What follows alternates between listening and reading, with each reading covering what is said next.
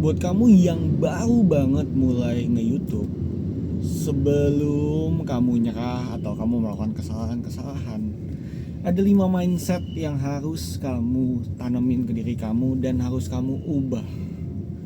Mungkin ini udah ada di pikiran kamu, tapi let me tell you that it is not true. Ini yang saya udah pelajari setelah saya menunda 8 tahun mencoba nge-YouTube terus menerus, belajar dari orang-orang yang udah sukses di YouTube, dan masih banyak lagi. Ada 5 mindset yang harus kita benerin sebelum kita terus menerus bikin YouTube. Yang pertama, jangan overthinking.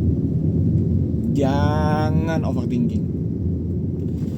Kadang video terbaik itu justru di saat kita lagi biasa-biasa aja, lagi gak ngerasa bahwa ini adalah winning content, atau ya tiba-tiba aja. Salah satu video saya yang lumayan videonya itu, saya gak ada niatan itu bakal bisa, ya videonya lumayan gitu.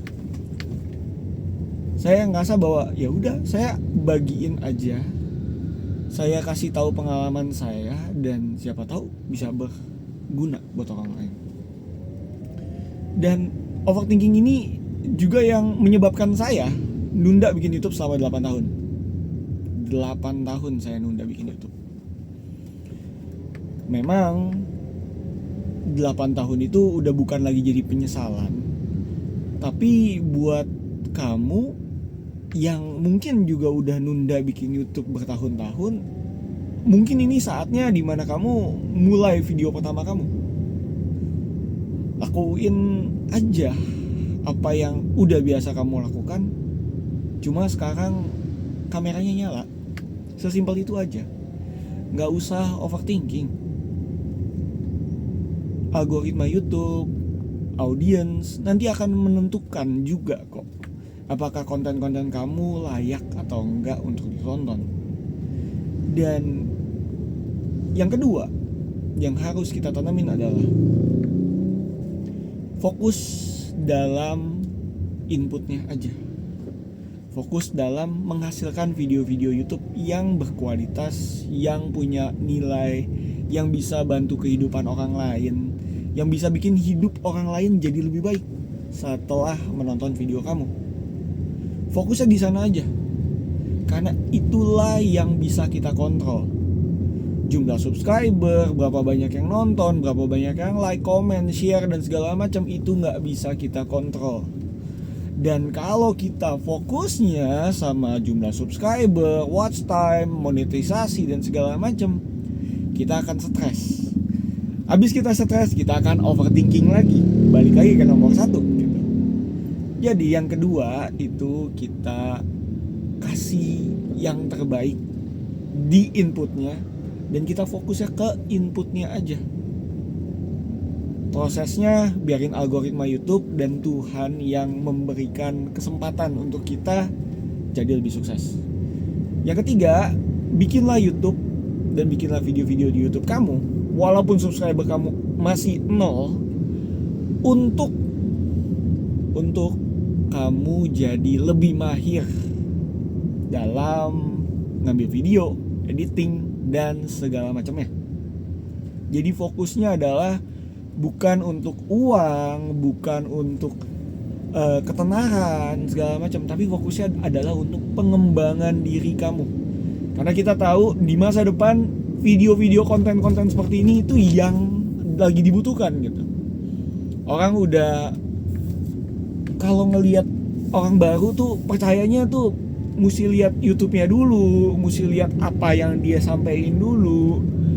Ada prinsip juga yang namanya 7 jam 11 kali pertemuan dan 4 platform gitu.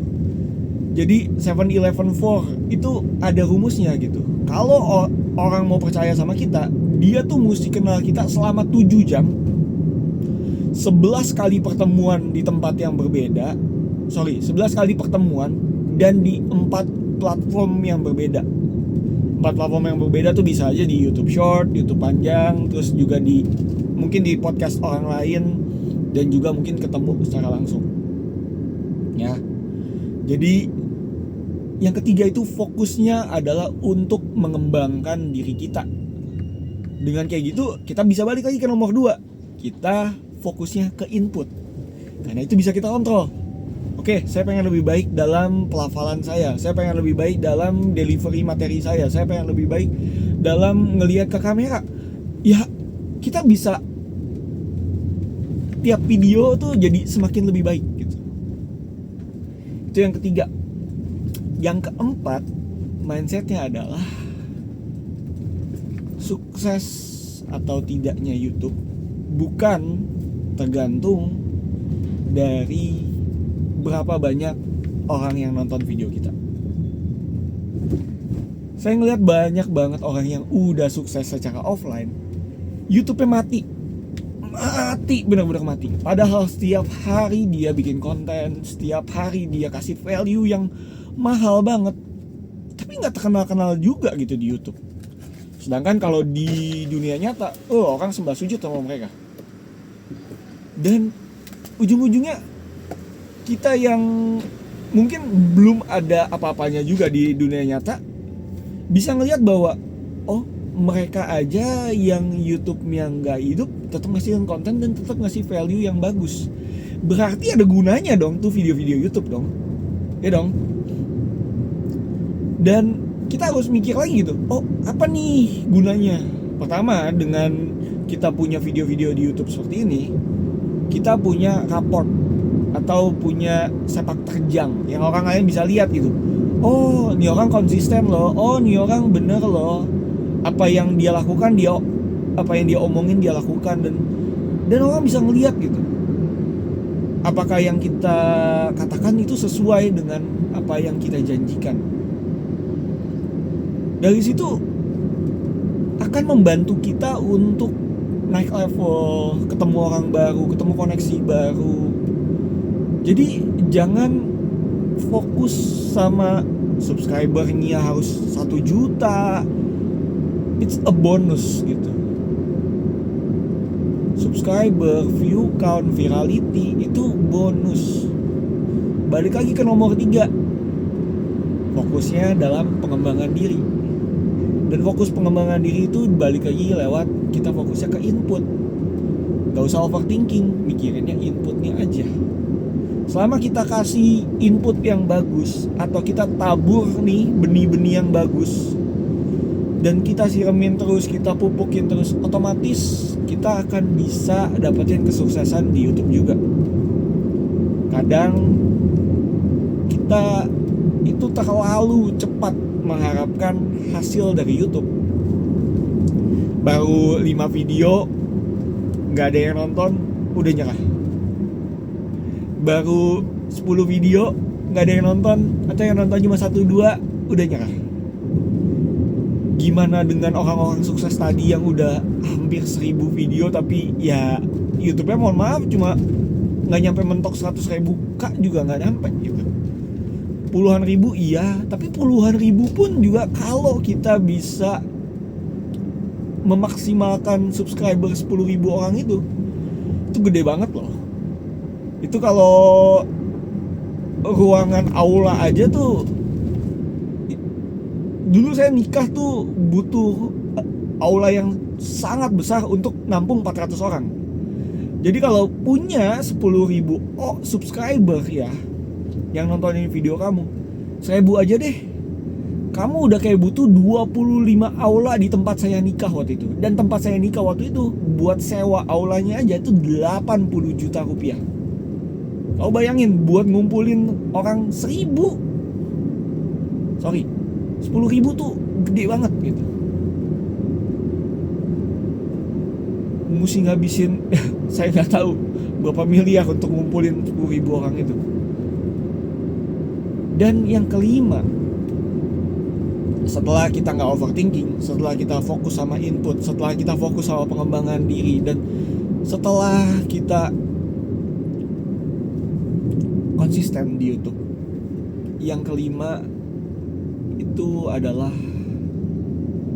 jangan jalanin YouTube ini sendirian. jalanin YouTube ini, minta pimpinan Tuhan. Minta Tuhan arahin setiap video untuk kasih value yang bagus, untuk kasih nilai yang berharga buat orang lain, yang bisa bantu hidup mereka. Minta Tuhan bantu pertemuin video ini ke orang-orang yang membutuhkan. Dan minta Tuhan juga kalau misalnya Dia izinin, kita bisa dapetin kesuksesan yang kita impi-impikan. Siapa di sini yang percaya bahwa Tuhan, rancangan Tuhan itu jauh lebih baik daripada apa yang bisa kita bayangkan? Saya percaya kita semua tahu ayatnya. Tapi apakah kita bisa percaya? Sekarang saya mau ngajak kalian untuk benerin 5 mindset ini. Benerin 5 hal ini.